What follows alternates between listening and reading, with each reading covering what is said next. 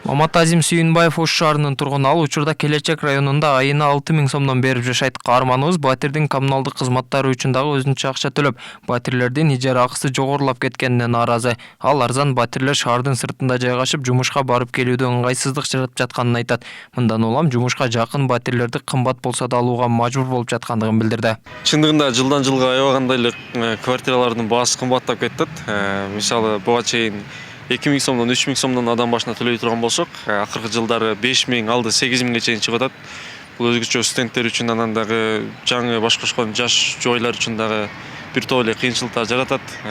Мисалы мурда жөн эле квартиранын акчасын берип эле жашай берсең, азыр алдын ала акчасын төлөп 2 айдыкын, 3 айдыкын төлөө деген өзүнчө шарттар менен квартира бергендер дагы бар.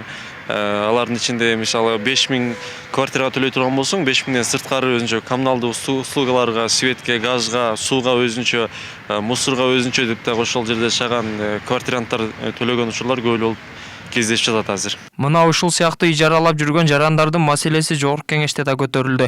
Жогорку кеңештин депутаты Бакытбек Марипов бир бөлмөлүү батирдин баасы 30 000 сомдон болуп жатканын белгилеп, өкмөттү көзөмөлгө алууга чакырды. Эл өкүлү жаш үй-бүлөлөр жана студенттер үчүн бул сумма көптүк кылаарын айтып, калаада жаш балдары бар үй-бүлөлөргө батир берилбей жаткандыгын да кошумчалады. Бир комната, бир бөлмөлүү квартиралар бүгүнкү күндө 30-40 миңге берип атышыптыр да.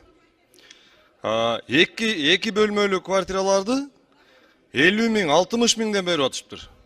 Ошону мына биздин жаштарыбыз, студенттерибиз, жаңы үй-бүлөлөр суранып атышат. Ушунун баасын бир көзөмөлдөсөк. Себеби алардын да бир условиясы бар экен. Жаш балалууларга бербейбиз. Жана бир бөлмөлүүнү 2ден ашык кишиге бербейбиз, передоплата кыласыңар депчи. Ушул квартира боюнча бааларын бир көзөмөлдөсөк.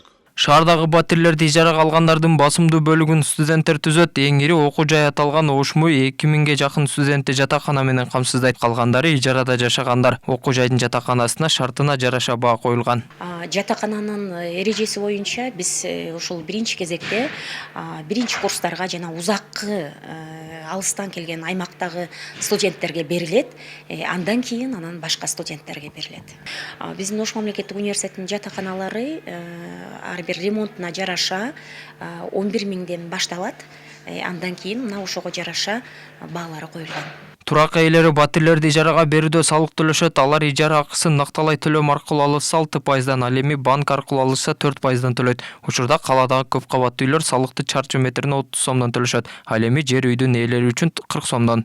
Турак жай, этаж үйлөр, жер үйлөр мурунку эле өлчөмдө салыктын ставкалары калган.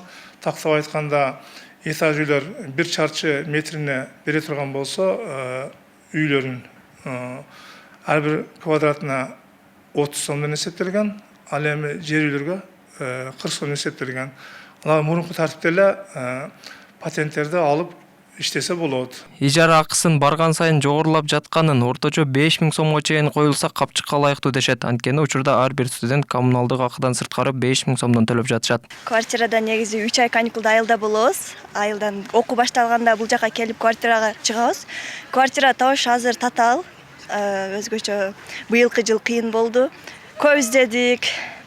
Азыркы учурда Черемушкада жашайм, айына 4000ден берип. Мен Востокто жашайм.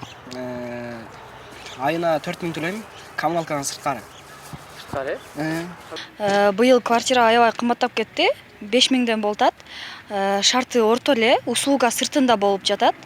Былтыры болсо 3500-4000ден жашайт элек да. Батирди ижарага бергендер атайын талапта коюп алышкан. Аз сандагы жашоочу баласы жок үй-бүлөнү талап кылышат. Айрымдары акчасын алдын ала алып, бир айдын аягына жетпей чыгарып салгандар же алдап кеткен учурлар катталат. Бул боюнча шаардык милицияга 2 факт катталган. Толбай Бурканбеков, Адилбек Абдакимов, Ош ТВ.